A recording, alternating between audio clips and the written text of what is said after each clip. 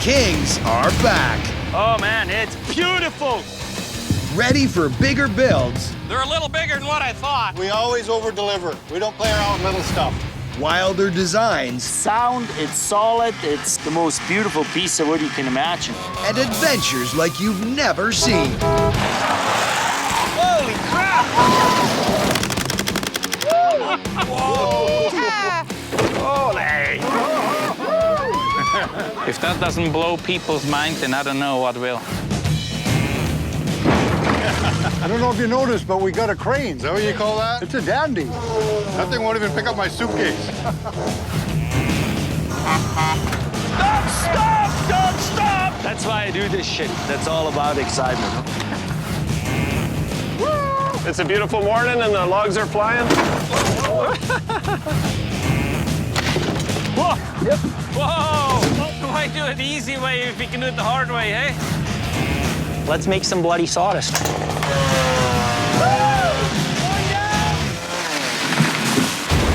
So rev up your chainsaw and swallow your fear. Whoa! Oh, Holy shit! It's all in a day's work at Pioneer. watch yourself, Richard! Down! Shit and piss. All I want to do is build houses. Quit talking to yourself, Pete. Timber Kings, starting January 4th. Good job, Cole. Yeah, come and get some of this. Yeah, here. No, I'm here. Give me a belly bump. Let's put our hands together and give André Chevigny a warm Ontario welcome. I'm going to tell you a story. I'm going to tell you how I got up here. I'd probably describe myself first as personable, and second as very humble. I'm also probably the most excited guy in the room when it comes to business and clients. When somebody's coming, I'm damn excited. Me being on this stage was never guaranteed, but I learned that problems don't make you, they reveal you. David and I, my younger brother, he's 14 months younger than me, we're best friends. We were very lucky because we had older brothers, another family, a generation older than us, 13, 15 years older than us. They were hard workers. They loved working with wood, especially two of them. And I learned at a very young age to work with wood, to manipulate it. We moved back to Williams Lake in '78. And I started working with Brian, my brother. Brian had a log home company, Pioneer Log Homes. David and I started peeling logs. You know, we did anything to make a dollar.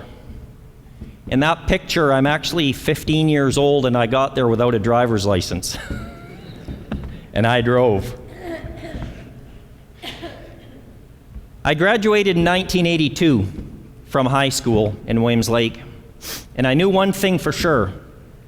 I wanted to have a family, and I wanted to build my own home. In 1986, I built my own home, my first house. From 86 to about 1992, I built and sold 4 homes for myself over those years. All of those houses I built at night or on weekends, and in my spare time, I learned how to plumb. I learned how to wire houses. I learned how to pour concrete. I learned how to frame. I learned how to do everything it needed to build a house. I built my first Western Red Cedar home in 1991. And I convinced my brother, I said, Brian, I said, you know, at that time we had about 30 employees. And I said to him, I said, I don't want to be like the rest of these log builders in BC. Everybody's doing the same damn thing. They're all building, you know, quantity, not quality. And I want to be careful saying that. I don't want to, I'm not saying anything negative about any other businesses. There's markets for everything. But I wanted to separate. I wanted to be different. I wanted to become the best. And Brian wanted to become the biggest. So we worked well together.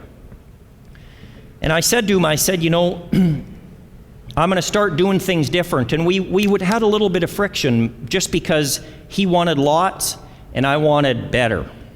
But it worked really good because we both got what we wanted as the business moved on. This is our house in Williams Lake. This is the fifth house I've built for myself over the years. It's built out of big cedar. Most of the tops on that house are about 22 inches. The butts are anywhere from 30 to 36 average, and there's some 48. Those two on the top, the two purlins holding up the roof, are 48 inches each. It's called log post and beam, so it's vertical posts in the corners, frame infill, but everything has a purpose. That's our kitchen. Everything is wood.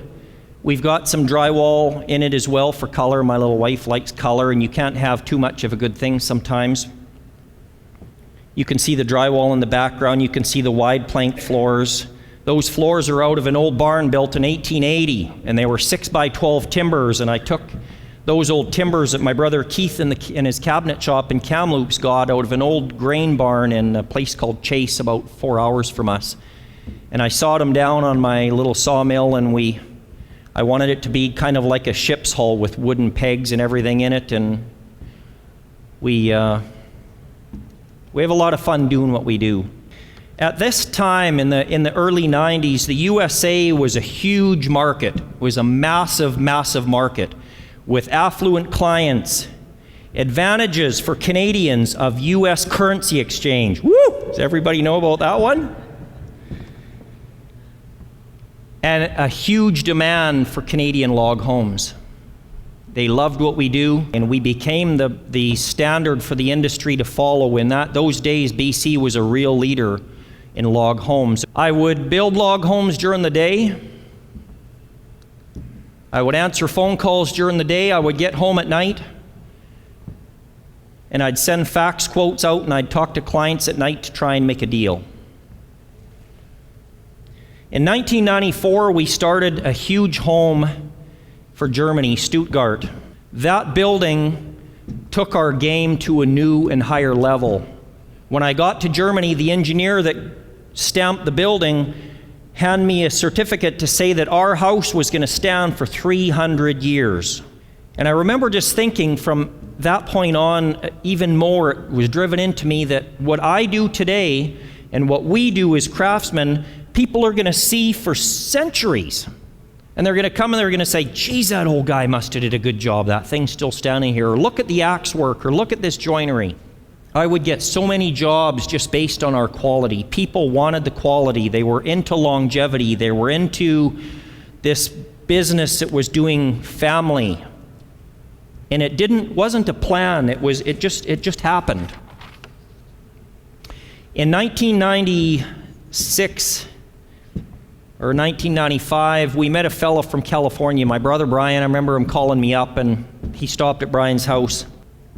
We built 3 houses for Wayne over about 3 years, and in 1998, I started a project that was 56,000 square feet for him.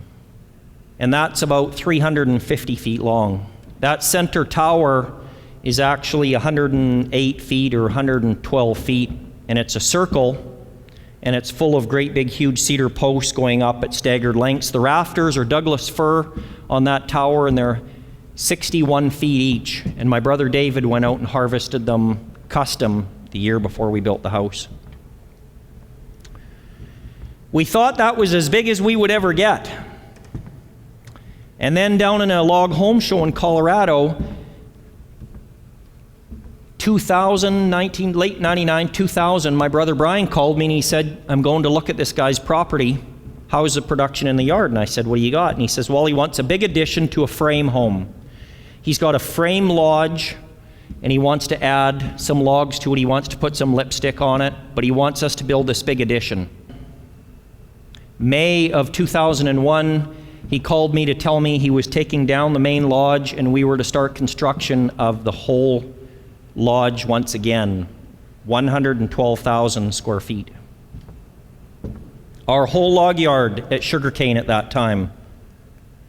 There's the family tree that's in the library. That tree weighs 56,000 pounds. And we went up to an Indian band on Vancouver Island with the client, and we got the native band's blessing. We walked through the woods with the chief and their council, and they okayed which tree we could take. and we actually dug around the roots and we pushed the tree over.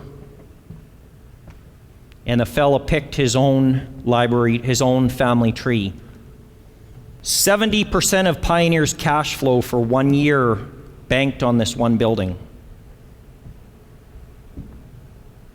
Then came along September 11th, 2001.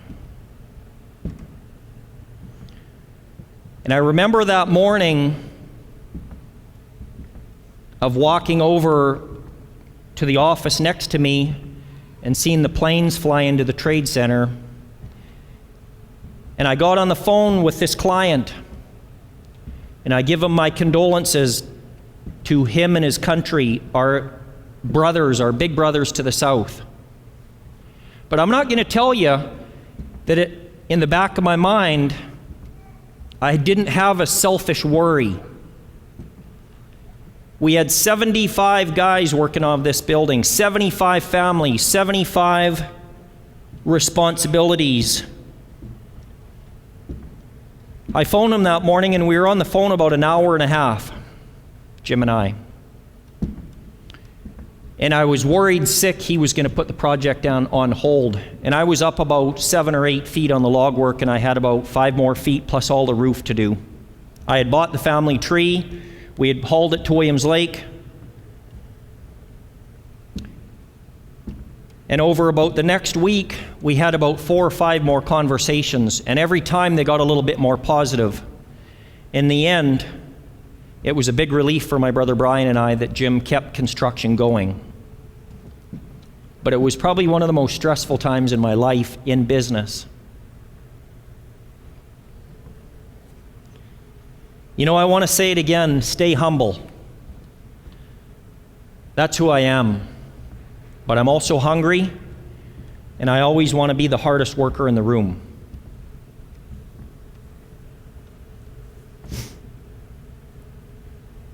I think some of these opportunities that have come our way over the years, I think you can be an entrepreneur, you can be a marketer, you can be everything you want to be the right businessman, but unless sometimes the good Lord or luck comes your way, sometimes things don't happen. And we've been blessed over the years. We've had some really good things happen to us. Meeting clients like this was a blessing. We were doing houses that other log builders could only dream of. They never even seen the plans because we were usually drawing them ourselves with our own design team. We were implementing our own strategies, our own types of construction. I think this country is almost forgetting who built, how it's been built. Our grandfathers, our fathers, our great-grandfathers, they built this country with their hands, and I think we're in danger of forgetting what it is to do an honest day's work. Because everybody has this mentality that, you know what, you work too hard, you should go home early, when's your vacation? It's a true story. You should go home early, you deserve it. It's a me attitude, it's not we.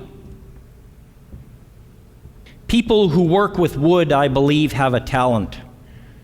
Whether they're sawmillers, whether they're log builders, whether they harvest the trees, or whether they load the logs on the truck or reman them. They have a talent for it. And that's the true story of Pioneer Log Homes. And that's also the story of Timber Kings.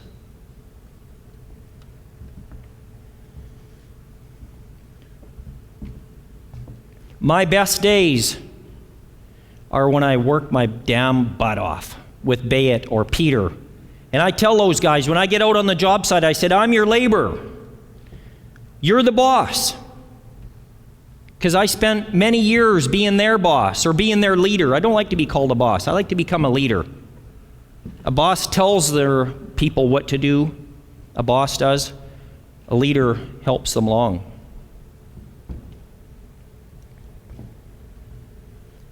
How many of you know that guy? You know, Peter jokes a lot on the show. He's probably one of the most passionate men I've ever known. All of the boys on the show, they're like my little brothers, they're like my big brothers. We're family. We've all been in the trenches together. We've all been together no less than 20 years. In some case, Joel's been with us, I think, 24 years. Peter says the wood talks to him. And I believe that every one of you in this room can relate to that. When I cut a tree, when I'm building that house that you saw in the pictures that Wendy and I live in now, it's a romance for me. I get excited. I stress about cutting that tree that's 500 years old that's going to be on my roof, that it's exactly the right length and that I don't waste an inch of it. How many people have walked under that tree when it was standing? How many animals? How many storms and fires has it seen over hundreds of years? How much pollution has it sequestered to help clean up our mess? You want to help the planet? Tell your family and friends to plant a tree.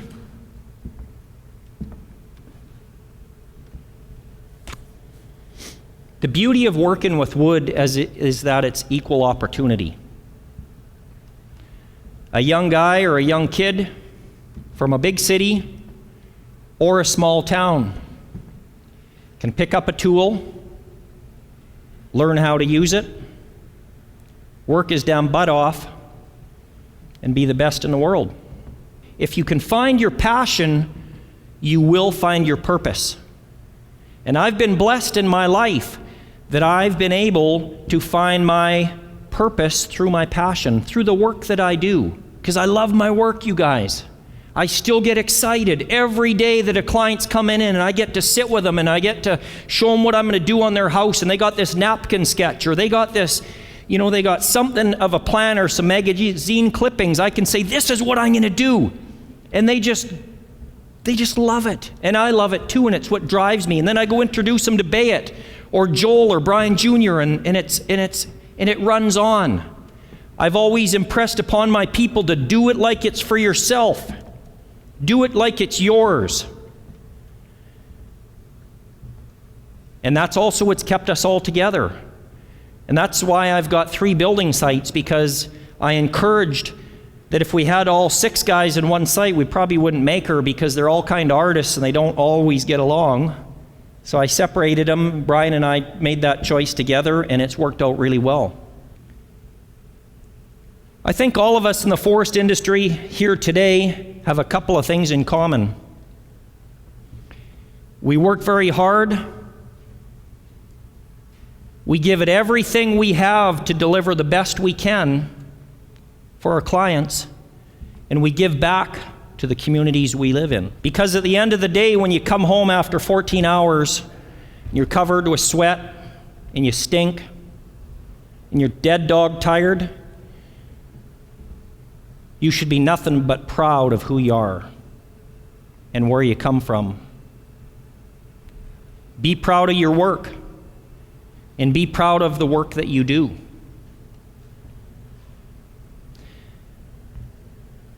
I guess that's my message here for all of you today, is follow your passion. Stand up and show the world that what we do in the forest industry, they cannot do without. Wood is the right choice. Environmentally, economically, and socially, right? Add value wherever you can. Not just to your product, but to the service you provide.